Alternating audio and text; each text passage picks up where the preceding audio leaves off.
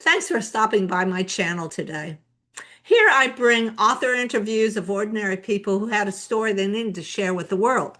I also bring you short little writing prompts to get those creative juices going in your own brain so that you can get your stories written down for your generations to come. Today, I'm bringing you another author from my Facebook page group. It's a group of children's book authors who I met up with a few weeks ago. It's called Children's Book Authors Unite. I think that's the name of it. But it's just a place for children's book authors to gather and to share different ideas of what they're doing for marketing their books.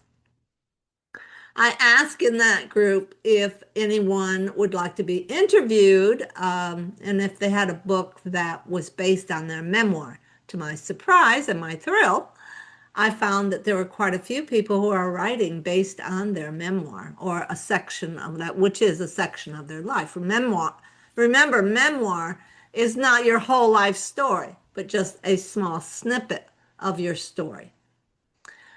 So today, Margo Thomas is joining us, and she talks about working through the grief of having lost her husband. Let me first read you her bio. Margo Thomas is an author, coach, grief advocate, and speaker whose work empowers both students and adults to navigate life's biggest transitions with clarity and hope. With a BBA in accounting from Valdosta State University, she built her career in grant management and program leadership. Her experience leading college readiness programs has equipped her to guide students and families through the challenges of preparing for higher education. As an author, Margo has written extensively across two core passions: helping students and parents prepare for college and supporting individuals through grief and life after loss. Her books include college prep guides and planners that make the path to higher education more accessible, as well as grief resources such as Christmas with Alex and Pop-Up, The Summer We Said Goodbye, and The Heart of Hope Grief Journal, which all of them, they offer comfort and practical guidance to those navigating the loss of a loved one. Inspired by her own journey of resilience after the death of her husband, Margo writes with compassion, providing practical tools that help readers take the next step, whether in academics or healing.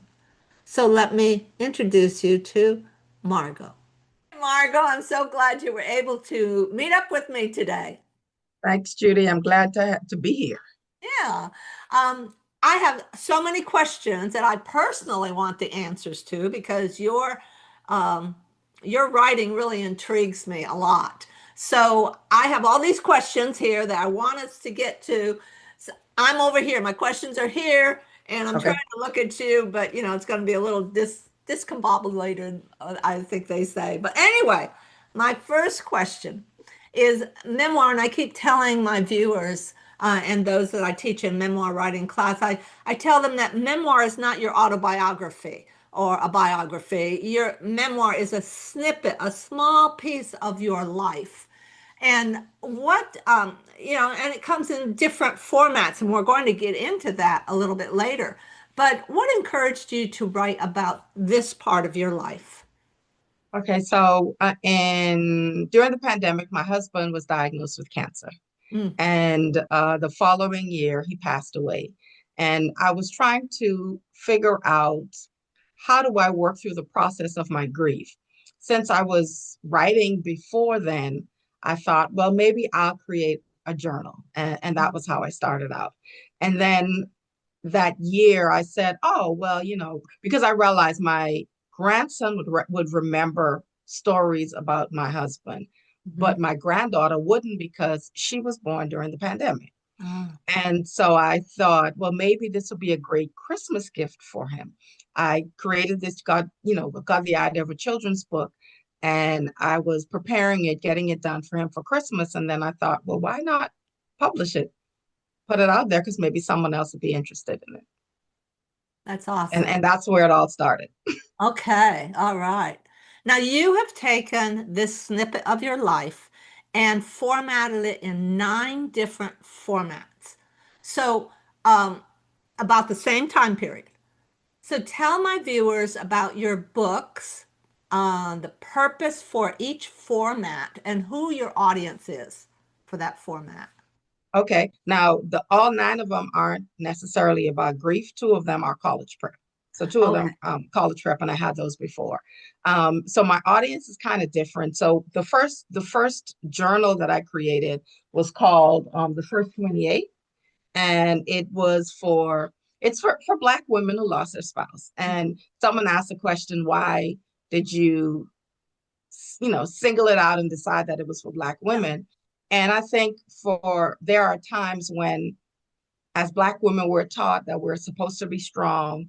And so we put this superwoman cape on, and then Oh, you realize that during those moments, you are not strong and you have to rely on your support system. And so that was why I wrote this one. And then someone else asked, a friend of mine said, well, I'm interested in, telling people about your book, but can someone who maybe lost a father or sibling use your book? And I said, well, yeah, they can.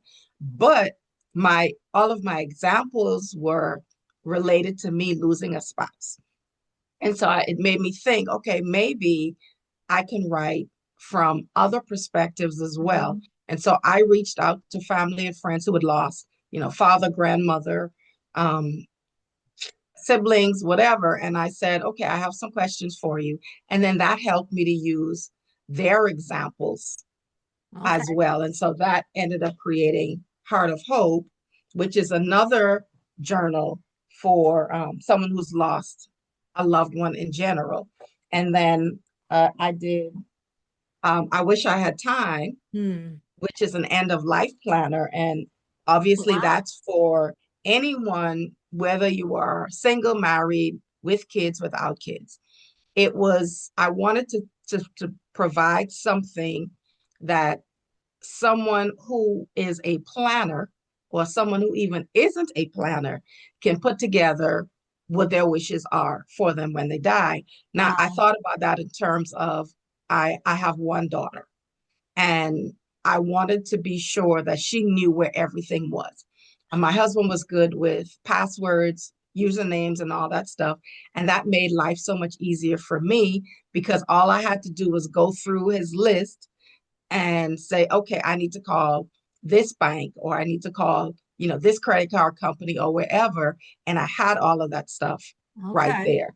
Yeah. And so then I ended up with Christmas with Alex and Pop Pop, which is the book that I initially got for my grandson. And Hmm. this is, I'd say, someone who is just learning to read, or for a parent to read to a child.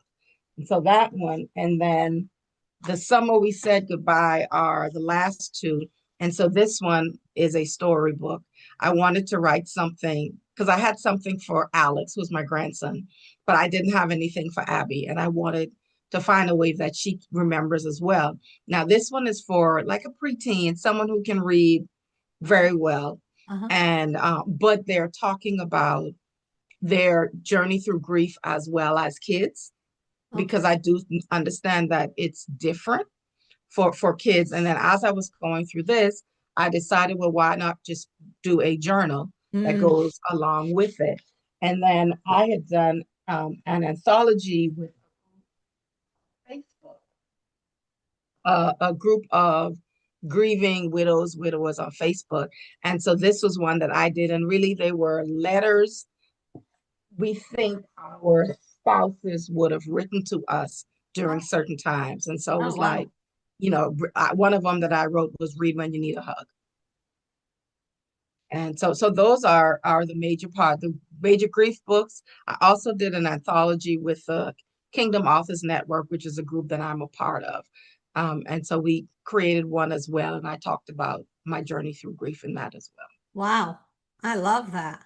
Wow. Thank Very you. creative. I mean, very creative just thinking of those, how it could help so many different people. That's Yes. awesome. I love it. Do you have a couple little snippets you could read to us from maybe a couple different books to show us how that same time period kind of, you know, helps different groups? Okay. I need the glasses for this one. Of course. So this is from The Summer We Said Goodbye, and Alex and Abby are trying to figure out what should they keep to remember Pop Up with. Ah, So it says the house was still, the kind of stillness that only came late in the afternoon, when the sun slanted low across the porch and the cicadas began to hum. Abby sat at the dining room table, flipping through a photo album they'd found tucked behind the bookshelf. Alex sat across from her, chewing on the end of a pen, a pad of blank paper in front of him. Neither of them had said much for the past few minutes. He saved everything, Abby said finally, holding up a picture of her holding a popsicle barefoot in the yard. Even this, I was sticky from head to toe. You had red syrup in your eyebrows, Alex said with a grin. She laughed, then paused. I used to think we'd always come here, that the house, the yard, all of it would always just be here waiting for us. Alex nodded, me too. But I think part of me knew it wouldn't. Abby's smile faded. Do you think we're doing okay? He looked up. With what? With everything. Saying goodbye, hmm. being here without him.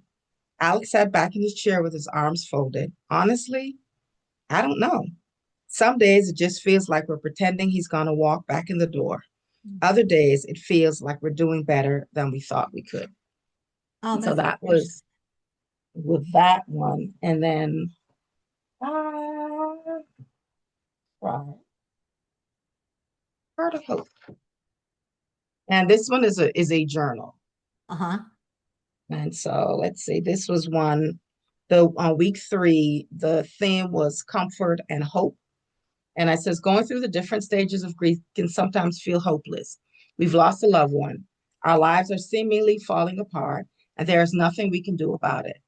There are some moments when there is little that anyone can say or do to give us comfort. As with everything else on this journey, what brings comfort to one person may not have the same effect on another. Here are some of the thoughts shared by my family and friends as it relates to what has given them comfort in the midst of their loss. My mother loved a full life and she didn't suffer. My sons grew to be great men. They were lights shining in the darkest world. My grandmother wouldn't want me to be sad. Reminiscing about the good times gives me comfort. I believe we sometimes choose not to be hopeful for our future because we feel as if we're moving on from our loved ones. I don't believe that being hopeful during this grief journey means that we are dismissing our loved ones. Rather, it is understanding that at some point, each step we take will lead us closer to the emotional healing we need.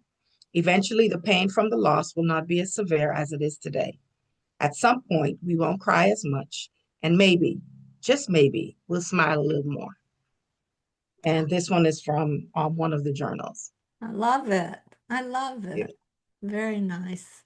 So, of the three different age groups that you've written children, teenage, and adult. Mhm. What do you want them to take away from your books? Well, for when I was thinking about writing something for my grandkids, I thought back to at the beginning, maybe. So my husband passed away in October, and a friend, her husband passed away in January, and so we had reached out to each other and were just kind of talking through, and she said, "Hey, my church is doing a grief group. I would like for you to come to support me." And I said, "Okay, cool." I went to it. One of the questions that was asked early on was, how did you learn to grieve as a child? Mm, And I thought about it. For me personally, I didn't have too many people that were close enough to me pass away. And so I really didn't, there was only one person, there were two people. One I didn't really know. It was an older person. I really didn't know him, but I remember going to the funeral in some ways, mm, right? But I don't remember anything else about it. And then my mother lost a friend, and it was kind of like, okay, you kind of see that process play out. But I really didn't have any good like memories of, okay, someone passed away and how did maybe my parents or how did my family members walk through it. And so I thought about it for my grandkids. I said, I would want them to be able to say, okay, how do I get through this positively? Mm, And so for that was the reason, that was one of the reasons. And then also because I wanted my grandkids to remember him. sure. And the best way I thought that they could remember him is by writing stories. The obviously the Christmas with Alex and Papa, he can look back at that and read that, and maybe that's something that he could give his grandkids or his kids at some Mhm. point. And then the storybook, it's as they're now 9 and almost 6.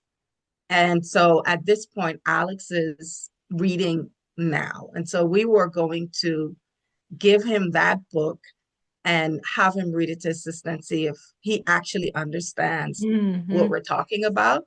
And so that was why I wrote, kind of my reasoning for that. The others, it was more of part of it. The first 28 was my healing process, right? So because I had been writing before and I was trying to figure out how do I get through this journey Mm. in a way that was for me positive for me. And as I was going through it and then also being in other grief groups and seeing and hearing comments made by other people, I thought, well, this is probably needed. Mhm. So since I'm writing anyway, I might as well just put that into something that someone else could use. Sure. I think that's the teacher educator in me in some ways. Mhm. Now, I know you had written a couple books before this, but what's the hardest part of writing for you? Is it organizing your thoughts? Is it just getting, I always tell my people, get your bit, get your butt in the chair and start writing. What's your hardest part about writing? I think organizing it in some ways, I think sometimes we want it to be perfect initially, but I've, I, I would say the fiction books were definitely my hardest because as much as I enjoy reading, and I have somewhat of a vivid imagination, like describing something like where I would say, the shirt was blue or the shirt was a turquoise blue, la la la la la. I can like I read people's description of things and I'm like, oh, now I can visualize it, but I don't have that skill. And so in some ways, when I was writing the fiction book, I had to go back. I had to get some help from AI, like putting it in and saying, okay, help me describe this better. Yeah. AI is wonderful for Yes. small things like that, not for writing your whole book, but for, Right, yeah, right. I love that. Yeah, very nice. Okay. Um, so how long did you work on your first, well, let's just talk about your grief books. How long, Mhm. right? I mean, I think, was it your children's book that you first wrote for your grandson? That one was quick because I had help, right? So I had the idea in my head. I knew I needed an illustrator. Um, and so what I did was I went through pictures, like actual pictures that we had. Oh, And then I reached out to a couple of illustrators on Fiverr and I said, I have some pictures that I want to be illustrated, but I want them to look as close to the characters, which would have been my husband and my grandson as okay. possible. Uh-huh. And so then, I got them, to create one or two pictures. And then I took those pictures and sent them to, my daughter, my husband's parents. And I said, tell me what you think. Mm, And for the one that I chose, they all were like, oh my God, that's Byron. So then I went with that guy. And so he did everything for me. okay. He formatted, he created the images. Um, I gave him based on the pictures, I went in and I said, okay, what's happening in this moment? And then I wrote those maybe one line, two line things. And I said, okay, these are what I want to match with these particular photos. And then I told him the pictures didn't have to be exactly the way it was, but use them as inspiration for whatever. And he did a great job because there were pictures that like then he posted he had pictures on the wall that were not necessarily there in the photos that I gave him. And then he Oh, formatted everything, which was oh, great. wow. I mean, it wasn't Okay. cheap. It wasn't cheap, but it wasn't necessarily expensive. I mean, I paid 325, $350, somewhere that way. And he Okay. formatted everything for KDP and then sent me the documents and then I uploaded them. Awesome. I may want to get his name. Yeah. Yeah, I looked for him the other day and I he wasn't showing up anymore. Oh, So no. I don't know if he's doing it anymore. But I went to a book event and there was another lady with a children's book. And I was looking at her book and we were talking, and I said, "Hold up, that's my illustrator." Yeah, well, maybe he may have. Sometimes on Fiverr, they just get so popular, they go out on their own and they Yeah, can't find them again, you know. yes, yeah. And his was name was Samir Kassim. Okay. All right. Okay. Um, which of your formats seem to be the hardest one to write? Fiction. Definitely fiction. So I've always been, like I said, the educator in me in some ways. Journals are not difficult because I am I'm sharing my story Sure. and I'm writing to tell you how I got through it, giving recommendations, those kinds of things. And I guess that's somewhat of a coach in me as well. So those are normally not difficult for me. Hmm. Writing a story is probably more difficult. And I'm usually very, for the most part, very transparent when I'm talking about things that go on in my life. And so I don't mind sharing. So those weren't difficult for me.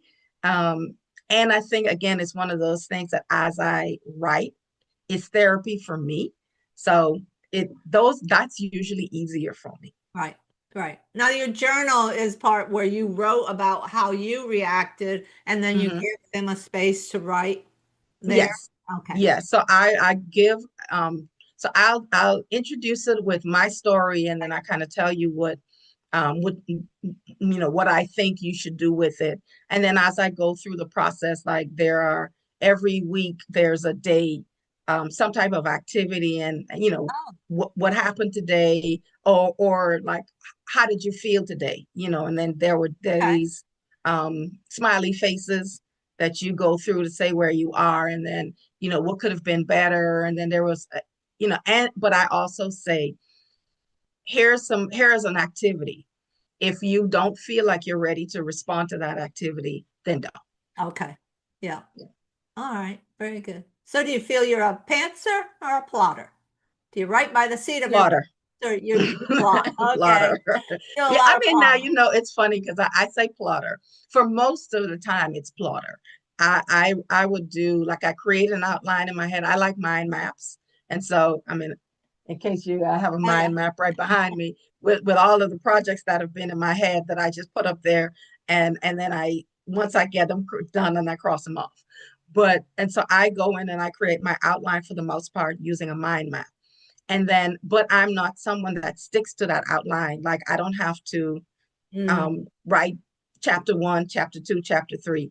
It's whatever I feel like or whatever I'm thinking about in that moment. mhm. And then I use my phone a lot. I go in my notes and I just start putting in, whatever I'm thinking about in that moment. And then I would go in, upload it, email it to myself, go back to the document and just throw it in.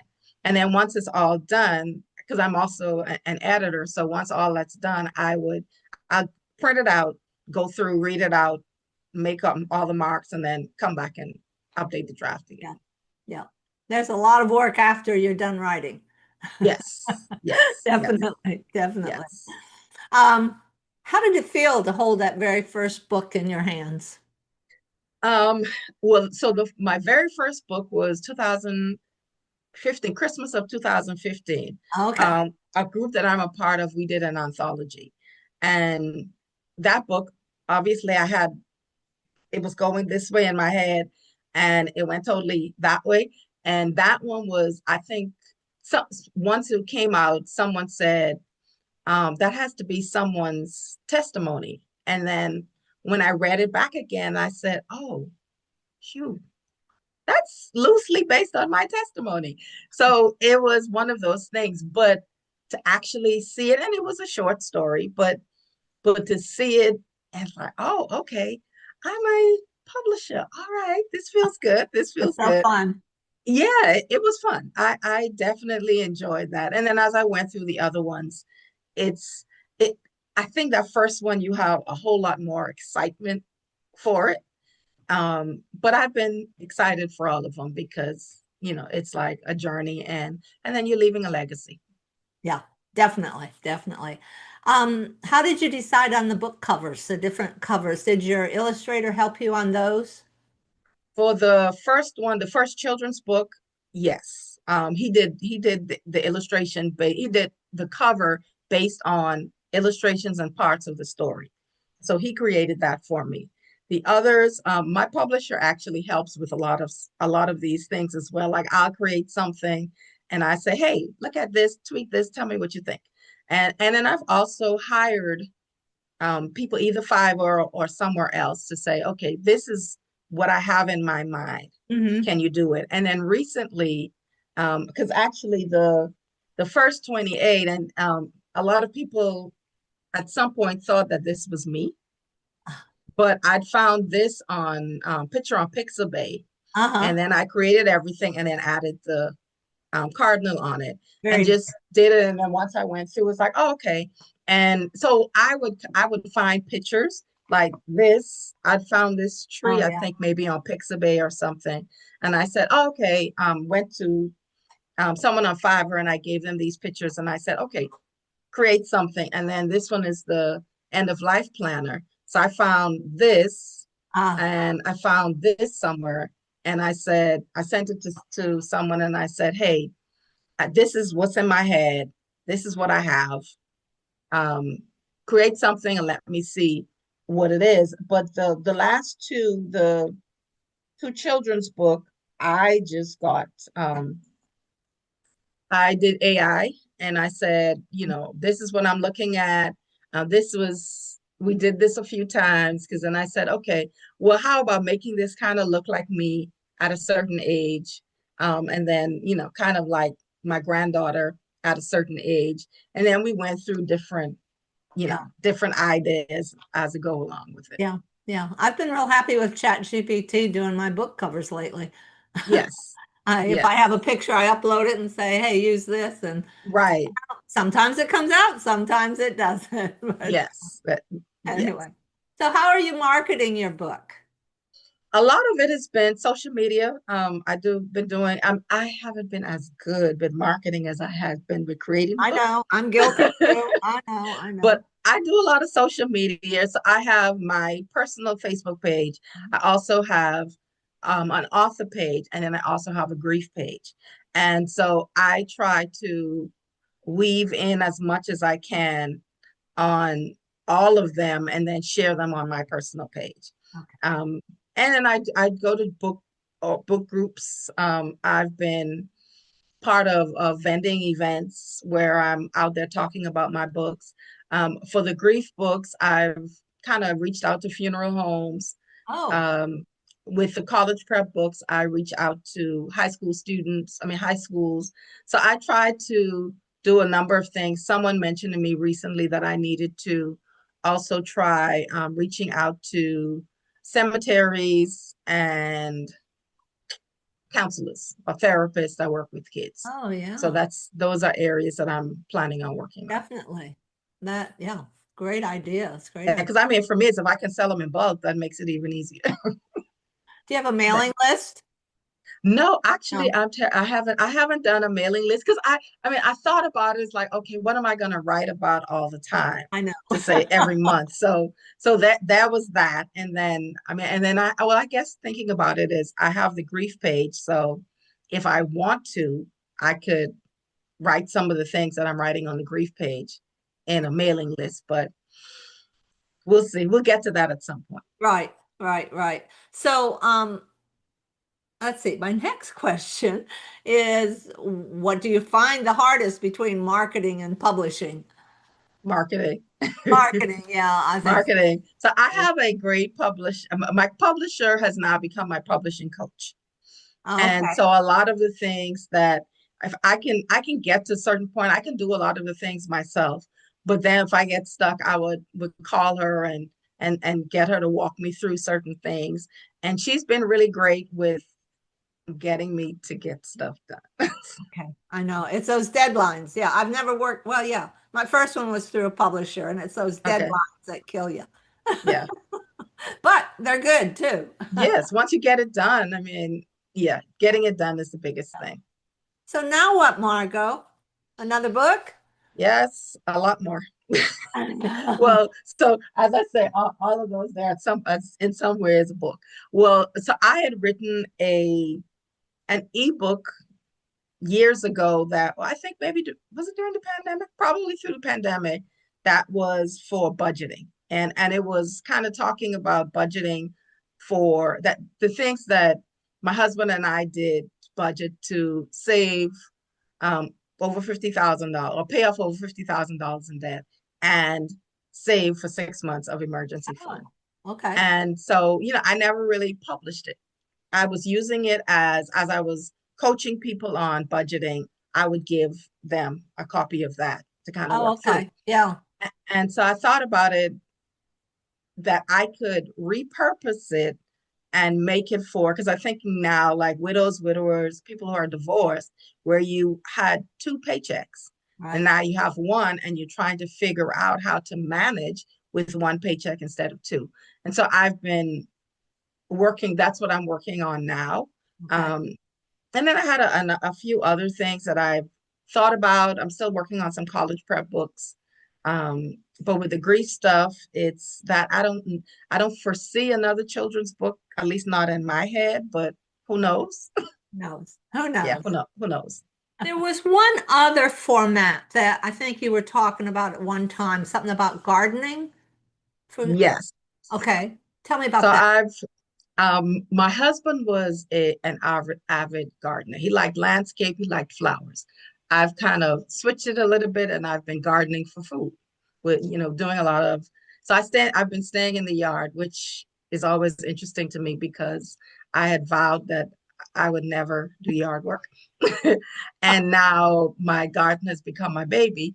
And, I'm to the point of my birthday just passed and my daughter asked me what I wanted, and I said, I want a vertical garden. I wanted a vertical garden, and my sister said, okay, how that's weird. Like, why would you want a garden? But yeah, so that's one of the things. And I think about it. I thought about it the other day, and I said, I think gardening has been helping me navigate grief, and so that's something that I'm thinking about. I don't know if I'm writing it in the perspective of how gardening healed my grief or what perspective of it is, but I have it in my head. I haven't done anything with it yet, but that's another project coming. Okay. That's very interesting. What state do you live in, Margot? Florida. Oh, see, I grew up in Pennsylvania and getting my hands into that nice cool earth and gardening. I grew up gardening on a farm, and all, but Hmm. here in Texas, it's just hard as Too rock hot. and you have to Okay. buy your dirt. When I first moved down here, I said, "Who buys dirt?" Yeah, we're buying dirt in Florida. Yeah. I'm buying dirt in Florida. All right, you do that there too. Oh, okay. Yeah. I know Yeah, that's in Jacksonville, it's the ground is, I don't know if it's clay, but it probably is clay because it's really okay. hard and clumpy at some point. Compact. Yeah, so I've been buying dirt. But there's something therapeutic about digging into the earth, and getting your Yes. hands dirty, and just enjoying that feel. Yes. So, well, I have just one person I worked with who only wanted to have a copy of her memoir for her own grandchildren. She didn't want to Mhm. publish it or anything like that. But most people, all the others, um, they've wanted to publish it. So, what advice would you give for a first-time writer who wants to publish their book?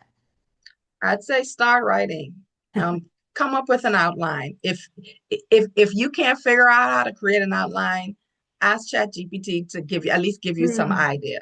You don't have to stick exactly with it, but get the outline and then just go in and plug in. So I've done ghostwriting for a couple of people, and based on what they tell me the story is, and as we go through it, I create an outline for them, and I have prompts. I create all these questions based on Okay. whatever that topic is that they're talking about. And I said, okay, go in and just answer these prompts. And as they go through the process, then we work through it. So I say start writing. I always say you don't have to be perfect. It's a draft. It's a rough draft. You're going to change it up a few times. So whatever you write, just write. Whether you write hand, you hand write something. Some people can write on a computer. I am not good with that because the editing mind is going to always try to move the squiggly lines. So I can't do that, but I go into the notes on my phone and I just swipe whatever, and I get whatever the notes are done, and Uh-huh. then transfer it over. So start with that. And then I would say, as you're going through the process, whether you're self-publishing or you're going through, uh, you know most of us aren't going through big publishers. You Right. more than likely you're going to go through a smaller publisher, still get it edited. There is there's something to be said about, we all aren't perfect, so we're going to always have some error, because even reading the book today to give a snippet, I saw an error. So we're always going to have something in there, Right. but you have to get it edited, Definitely. because it if I have to read a sentence 3 or 4 times to get the meaning of it, I probably won't buy any more of your books. Yeah. You know. Exactly. Yeah. And then the other thing is you have to grow a thick skin, because That's people true. are people can be cruel on the internet, and and I realize that not everyone's your audience, right? So think about who your audience is. Who are you writing for? Because if you're like all of my writings are usually conversational, and that's the way I speak. That's the way I write, and I don't expect, like when I wrote my college prep book, even though I worked at a college, I kept saying I'm not writing for the people who work at the college. Right. I'm writing for the student who doesn't have a family member that goes to college or that's been to college, who can help walk them through what they need to know to get to Right. college. And so it's knowing who your audience is at all times, Yeah. Yeah. because That's so as true. you're writing, that's who you're writing to. Yeah. Yeah. And I tell people that I work with, I'll say, it may be your story, but you are not Mhm. writing for yourself. You're Right. writing for your reader. So you Right. have to know who that audience is. Yeah, for Yes. sure.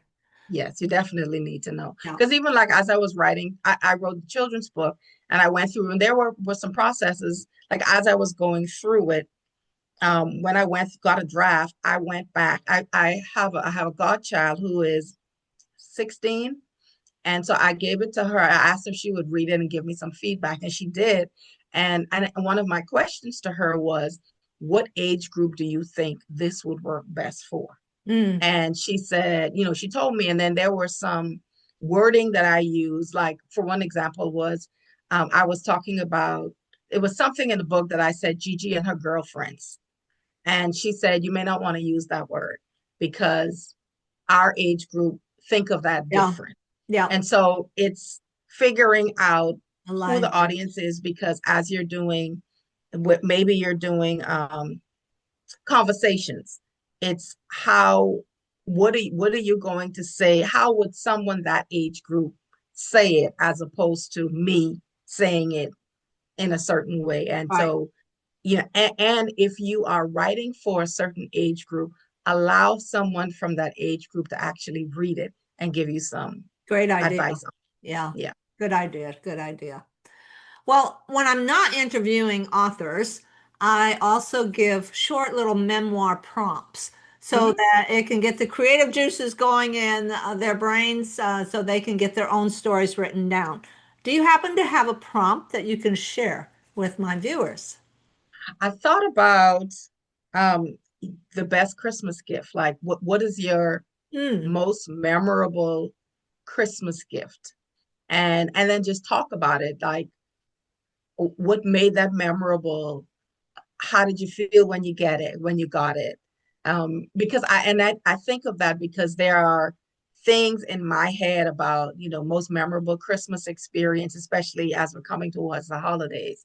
And all of the, even as an adult, it's all of the feelings Yeah. and the emotions and the memories that come up just based on that. Right, right. That's a good one. I like that, especially with Christmas coming up soon. So, okay. Well, thank you, Margo. This has been awesome. And I will have all of your information in the show notes down below. But tell us now how can people get your books? Okay, so my website is author Margo Thomas. I am on social media, author Margo Thomas. Well, not all, Instagram, Facebook, author Margo Thomas. If you reach out to me there, I can get copies to you. They're also on Amazon. All of my books are on Amazon. And that's always a way to get it as well. And you are a freelance editor, right? Yes, Okay. yes. All right. I'll put all that information down there. They may decide they want to come work with you someday.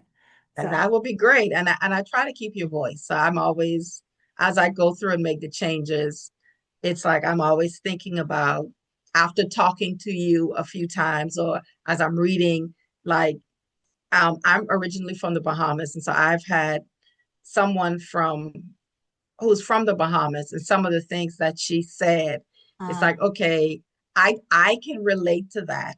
But who is your audience? Is it, mhm, would someone else who is not from the Bahamas understand the lingo? And then we try to fix it in a way that, you know, it, exactly. it's it can transfer over to different audiences. Right. So yeah, Right. Well, thanks. This has been fun, Margo. And I'm so glad I met you and and that we were able to do this. So thank you so thank much. you very much. All I right. I enjoyed it. So thank you very much for doing this with me. Of course. Take care. You too. I hope you enjoyed the interview with Margo Thomas, and I also hope that you will pick up one or two of her books. I will leave all of her information down below in the show notes. Also, she is a freelance editor, so if you're in the market for that, if your book is ready to go, you can contact her, and I'll leave that information down there too. I hope you're enjoying these author interviews, and I hope it's getting you a little excited about your own story, publishing your own. Please make sure that you share my videos with other people who you know would need to write their memoir real soon. Um, Leave a comment. I love receiving any kind of comment to my video. And until next time, I'm Judy Share Waters. You have a story to tell. Let me help you tell it.